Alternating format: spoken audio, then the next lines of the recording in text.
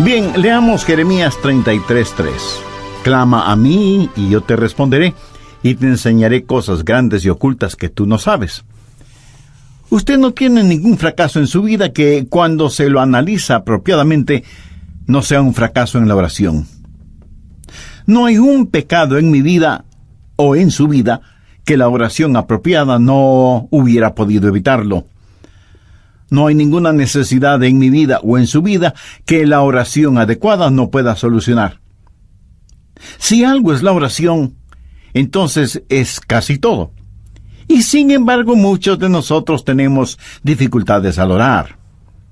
Y les hablo como un hombre que nunca en la vida he estado satisfecho con mis oraciones.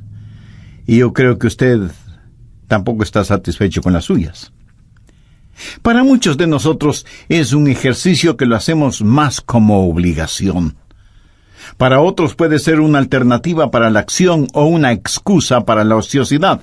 Pero para una gran mayoría es una fuente de poder no aprovechada. Ahora, su vida espiritual o la mía no se levantará por encima de nuestras vidas de oración. Por eso debemos aprender cómo orar.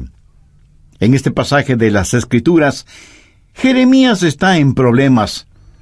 Y está en problemas por predicar la verdad. Sedequías, el rey, lo ha puesto en prisión. Y ahí en la prisión, Dios misericordiosamente le habla y le invita a orar. Y este es el trasfondo de Jeremías 33:3, donde Dios dice: clama a mí, y yo te responderé. Quiero que note conmigo la orden o mandamiento que Dios dio. No dijo el pedido o la invitación, sino el mandamiento que Dios dio. Le ordenó a Jeremías que orara. Le dijo: clama a mí. Jesús dijo que los hombres deben orar siempre. Y el apóstol Pablo dijo que debemos orar sin cesar. Este es un mandamiento de Dios Todopoderoso, y es quien Dios toma la iniciativa. Dios le dijo a Jeremías: llámame. ¿Alguna vez ha tenido la tarjeta personal de alguien importante con su número telefónico privado y quien se la dio le dijo: llámame? Una vez un presidente de los Estados Unidos hizo eso conmigo. Bueno, me dijo: si puede hacer esto, déjeme saberlo.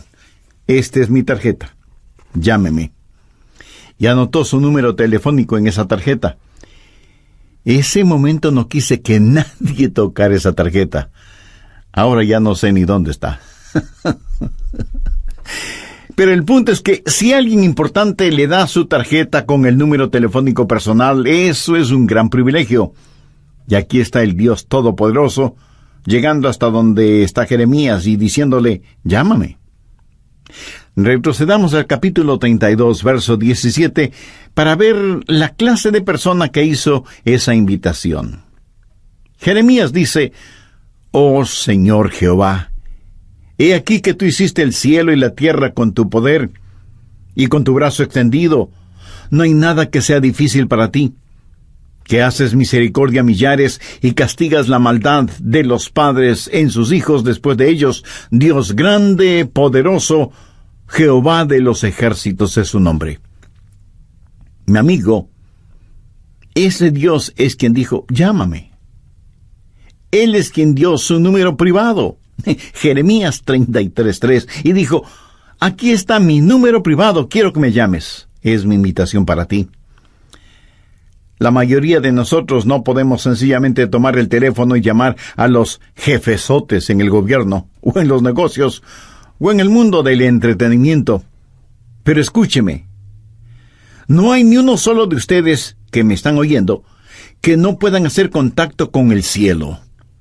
Frente a determinadas situaciones, nunca diga que no hay nada que usted pueda hacer, porque sí puede orar. Y la oración no es algo que solo usted puede hacer, es algo que todos podemos hacer. Y porque Dios nos ha pedido que oremos, y porque Dios nos ha invitado a que oremos, y porque Dios nos ha ordenado que oremos, el dejar de orar es un pecado, pero también es una invitación. Y el dejar de orar es un insulto, y también es un privilegio, y el dejar de orar es una necedad, y también es una oportunidad, y el dejar de orar es una tragedia. Y cuando no oramos, pecamos contra Dios, le insultamos a Dios, nos negamos nosotros mismos ese privilegio y entramos en una tragedia colosal y, sin embargo, fracasamos en orar. Deseo compartir con usted 10 pequeñas lecciones que he aprendido acerca de la oración. No voy a profundizar en ninguna de ellas porque las comparto con usted como quien está también aprendiendo, no como una persona erudita o graduada en la escuela de la oración. Primero, haga un hábito de la oración. Los hábitos se forman al comenzar una y otra vez aquello en lo que fracasa día a día hasta que la oración se vuelve un hábito.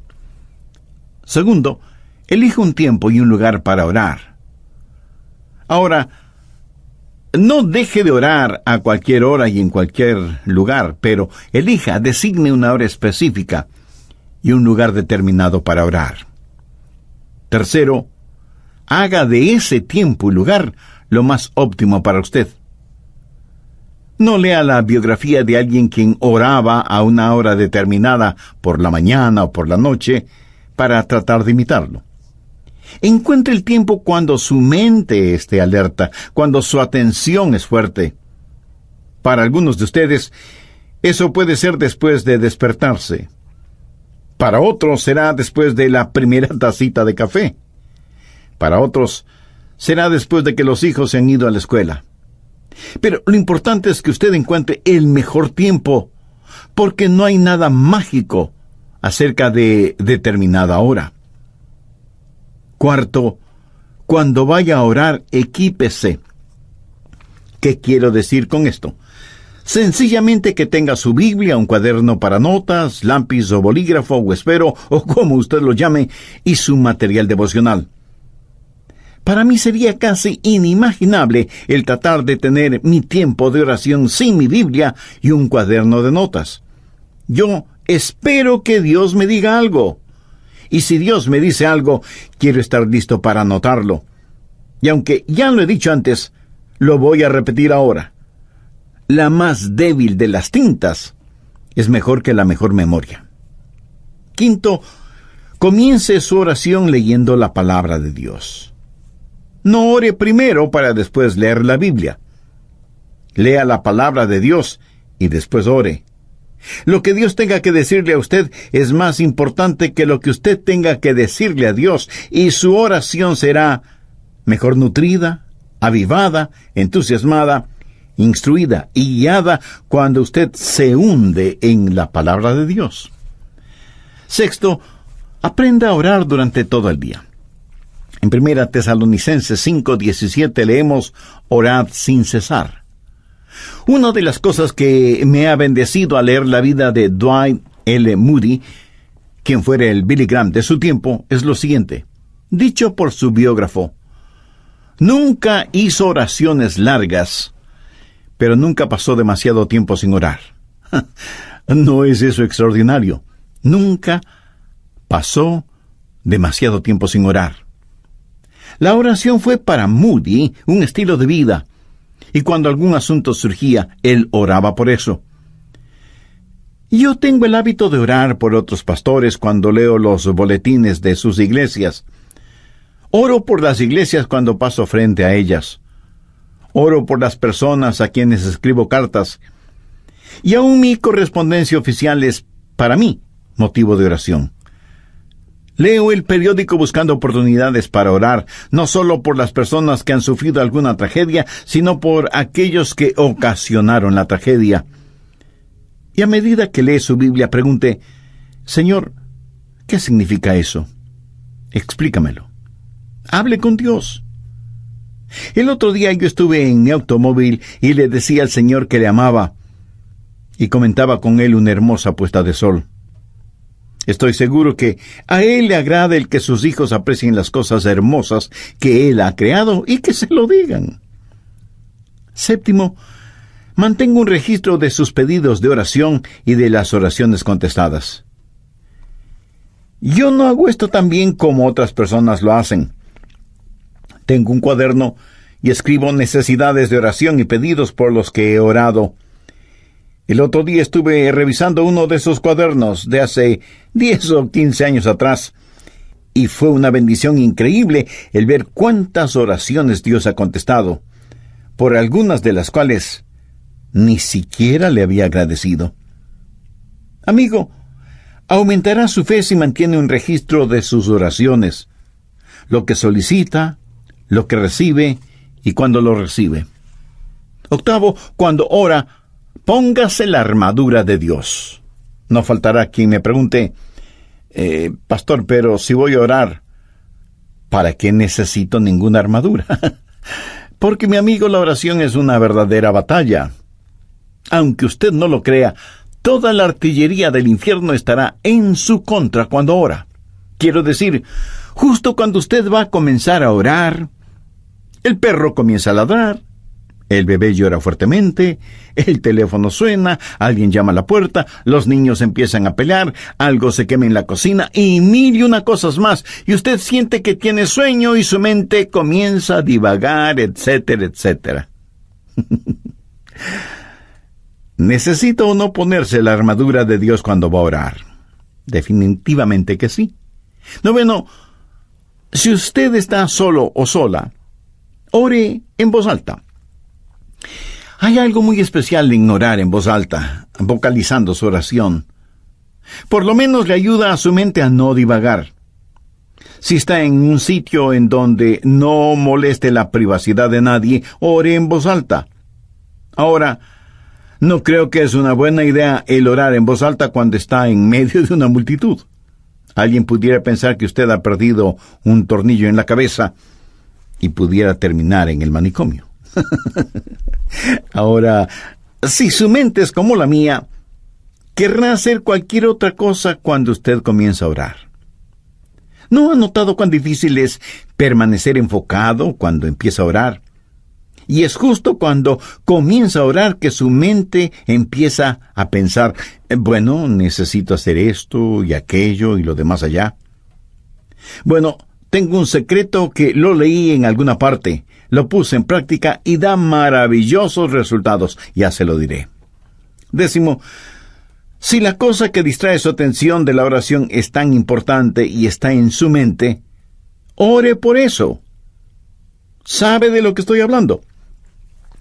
Si, por ejemplo, estoy orando por los enfermos y el Señor me dice, Adrián, tienes que preparar un mensaje, dejo de orar por los enfermos y ese mismo instante oro por el mensaje. Hecho eso, puedo concentrarme en aquello que está en mi mente y que es el punto central de mi oración. Evidentemente, eso es lo que está en mi subconsciente y por lo cual quiero orar. En Mateo 21:22, el Señor Jesucristo dijo, y todo lo que pidiereis en oración, creyendo, lo recibiréis. Pero quiero que vea una segunda cosa. He hablado del mandamiento de orar. En Jeremías 33:3, Dios dice, clama a mí. Ahora, con el mandato quiero que note la confianza y la seguridad que viene con esa orden. Clama a mí, y yo te responderé. Ahora, ¿es esa la verdad o no lo es? Es la verdad. El Dios Todopoderoso ha dicho, y yo te responderé. Eso da confianza, seguridad. Y sea que usted lo entienda o no, es la verdad. Dios responde cuando clamamos a Él. Dios contesta nuestras oraciones. Es promesa de Dios que cuando le pedimos en oración, creyendo, Él nos contesta. Suponga que usted envía una carta al presidente de su país, quejándose de alguna cosa. Ahora suponga que el presidente, en verdad, lee su carta. Sí, claro. Menos mal que solo estamos suponiendo. Unos días después de que usted envió su carta, llaman a la puerta de su casa y cuando usted abre la puerta, se encuentra frente a frente con el presidente. Usted se queda sin habla debido a la sorpresa y más aún cuando su presidente le dice, recibí tu carta y vengo a darte una respuesta personalmente. Como esto más bien suena a ciencia ficción, recuerde que solo estamos suponiendo. Ahora deje de suponer. Dios mismo ha dicho, yo soy el que personalmente voy a contestarte.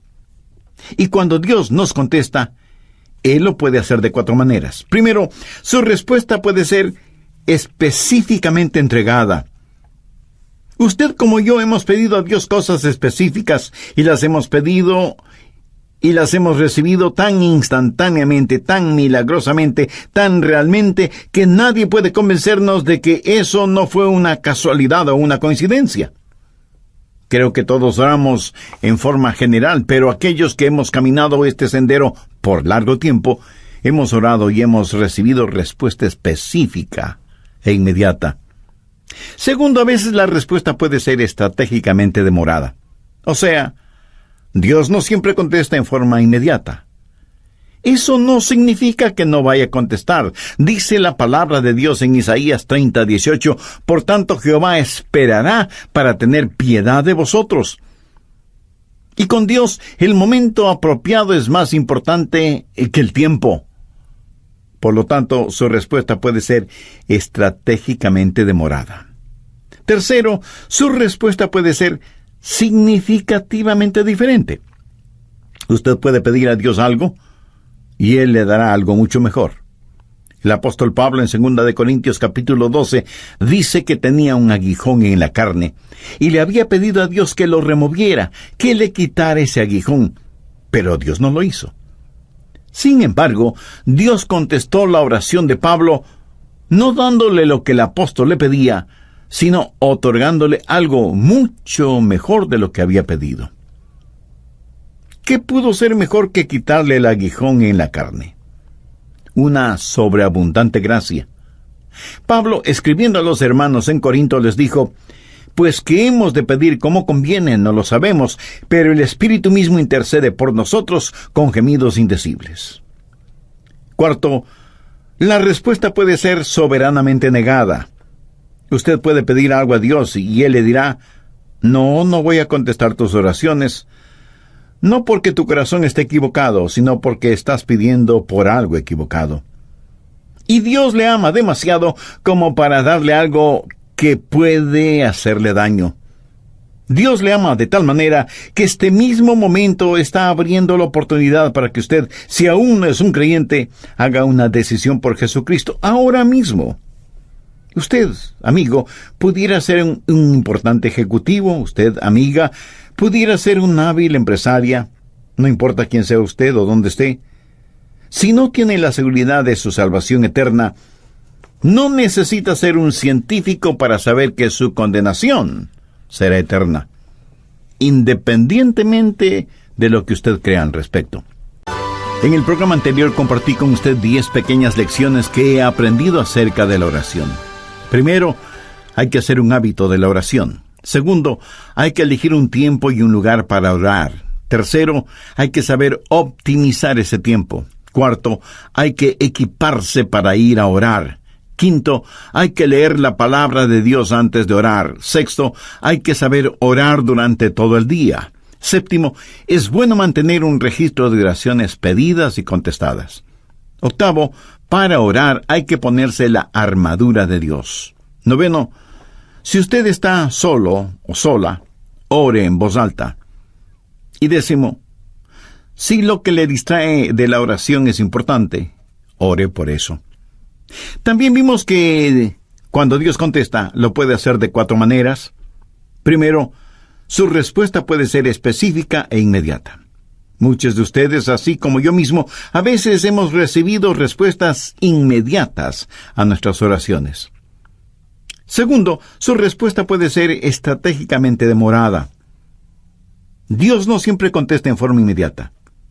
Su respuesta puede demorar, pero siempre será en nuestro beneficio. Para Dios, el momento apropiado es más importante que el tiempo. Tercero, su respuesta puede ser significativamente diferente. Dios le puede dar algo totalmente diferente de lo que usted pidió, pero siempre será algo mucho mejor de lo que fue su pedido.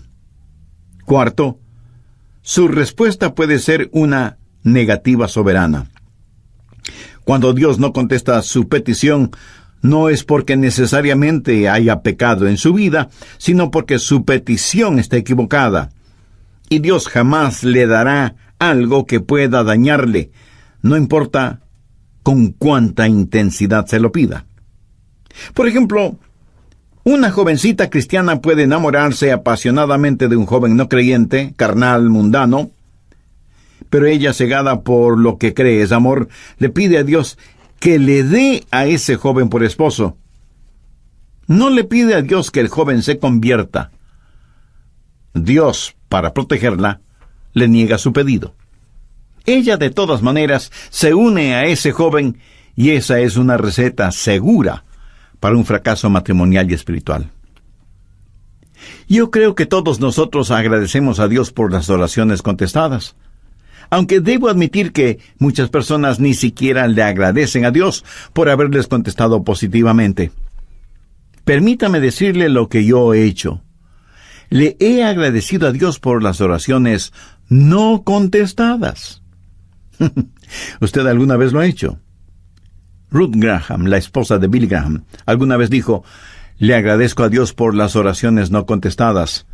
Si Dios hubiera contestado cada una de mis oraciones, cuando le pedí algo, 5 veces me hubiera casado con el hombre equivocado. Y siempre estamos orando, pidiendo cosas. Señor, esto es lo que quiero. Señor, ¿puedes hacer esto por mí? Y Dios dice: no sabes lo que estás pidiendo. Y pienso en algunos personajes bíblicos que pidieron a Dios que les quitara la vida cuando se vieron frente a dificultades. Moisés fue uno de ellos. Elías también le pidió a Dios que le matara. Y Jonás hizo la misma petición. Nosotros estaríamos ya hecho polvo si Dios contestara todas nuestras peticiones. Clama a mí y yo te responderé. Y la respuesta de Dios puede ser sí, no, te daré algo mejor o espera. ¿Qué he compartido con usted hasta este momento? La orden o mandato, la confianza o seguridad, y finalmente veamos la conquista. Clama a mí y yo te responderé y te enseñaré cosas grandes y ocultas que tú no conoces. Dios se ha revelado a sí mismo como un Dios que puede hacer lo que desea hacer. Veamos nuevamente Jeremías 32:17. Oh Señor Jehová, he aquí que tú hiciste el cielo y la tierra con tu gran poder y con tu brazo extendido. No hay nada que sea difícil para ti. Vamos un poco más adelante, hasta el verso 27, en donde Dios presenta sus credenciales, por decirlo de alguna forma. He aquí que yo soy Jehová, Dios de toda carne. ¿Habrá algo que sea difícil para mí? En otras palabras, Dios está diciendo que, siendo como es todopoderoso, Él puede hacer aún aquello que desde nuestro punto de vista humano es imposible hacer. Conozco a personas que tienen dificultad para creer en milagros. Los científicos, por lo general, y con las debidas excepciones, se identifican como ateos o, a lo sumo, agnósticos. Y pregunto, ¿cómo nadie puede tener dificultad con los milagros si cree en la creación? Si usted puede aceptar Génesis 1:1, de ahí en adelante, todo es más sencillo de creer. La gente habla mucho de las leyes de la naturaleza, y realmente no saben de lo que están hablando porque no existe tal cosa como leyes de la naturaleza. Lo que sí existe son las leyes de Dios que la naturaleza obedece. Dios no obedece las leyes de la naturaleza, es la naturaleza la que obedece y con exactitud las leyes de Dios. De paso, bien vale la pena mencionar que la naturaleza obedece mejor las leyes de Dios que los humanos, aunque somos los humanos los que nos hemos puesto la etiqueta de ser inteligentes. Dios lo creó todo, y lo creó como quiso crearlo. Jamás piense que Dios tuvo necesidad de nombrar varios comités de ángeles, serafines y querubines para que le asesoren en cómo debía crearlo todo. Si tal hubiera sido el caso, a lo mejor nada existiría, porque usted sabe cómo marchan las cosas cuando están de por medio los famosos comités, ¿verdad? Pero no permita que nadie le diga que la época de los milagros ya pasó.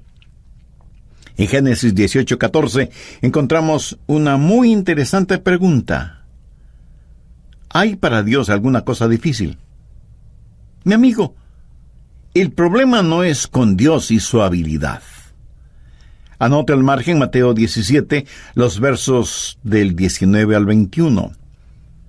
Viniendo entonces los discípulos a Jesús aparte, dijeron: ¿por qué nosotros no pudimos echarlo fuera? La referencia es que ellos habían tratado de sanar a un joven lunático o poseído por el diablo, pero no habían podido hacerlo. Cuando Jesús intervino, sanó de inmediato al joven. Eso motivó que ellos preguntaran a Jesús: ¿por qué nosotros no pudimos echarlo fuera? Jesús les dijo: por vuestra poca fe. Porque de cierto os digo que si tuviereis fe como un grano de mostaza, diréis a este monte: pásate de aquí y allá, y se pasará, y nada os será imposible. Subraye esa última frase: nada os será imposible. Pero este género se refiere a la posesión demoníaca. No sale sino con oración y ayuno.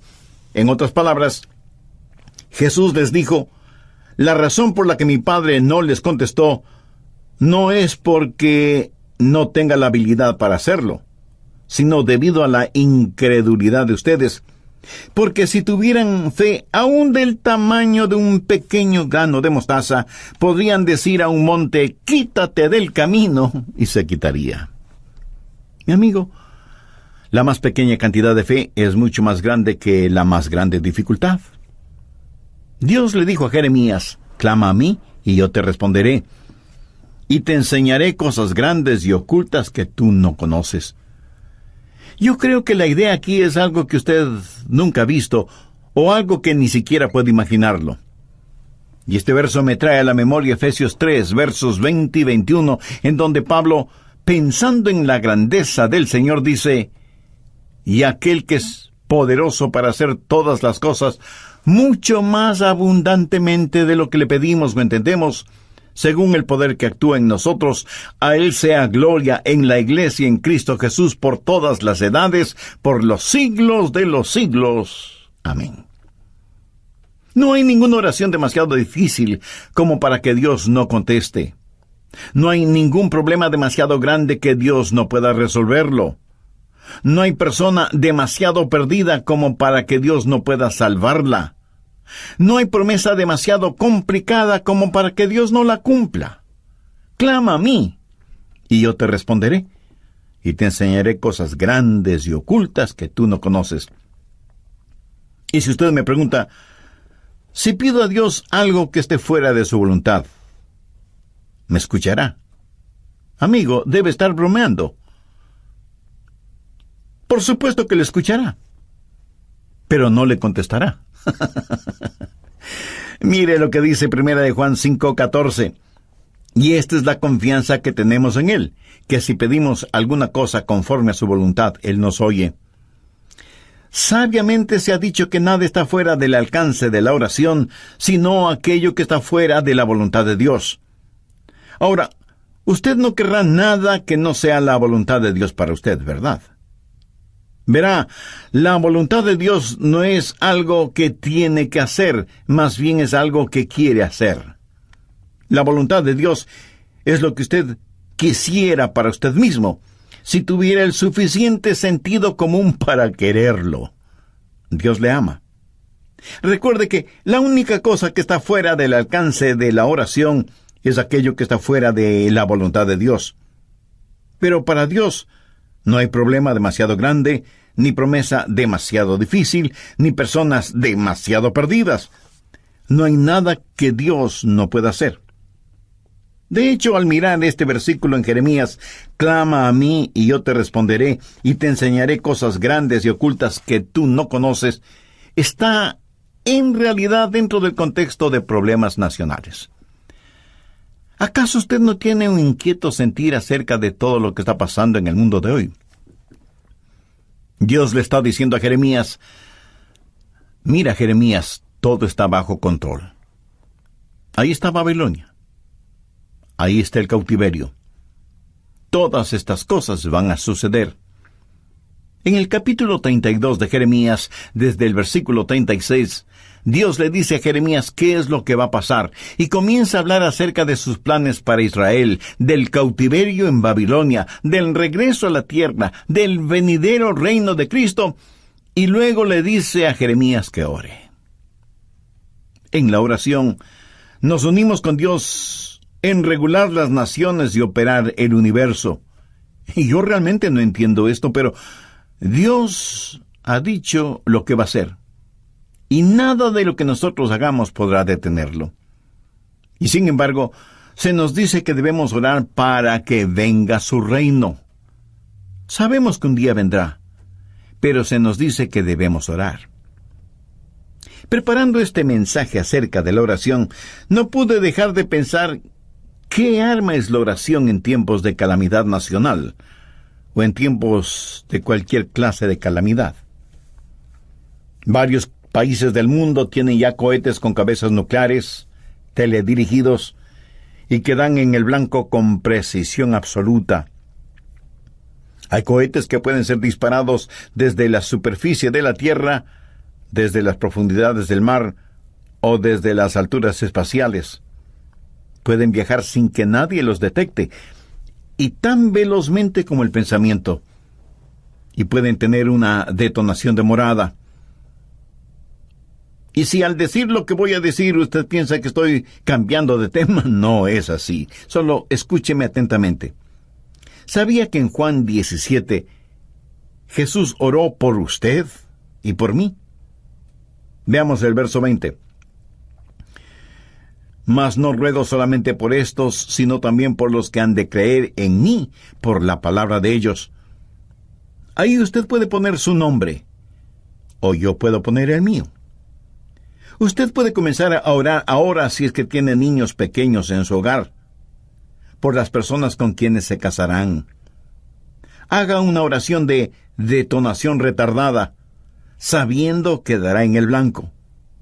¿Sabe qué es lo mejor de todo esto?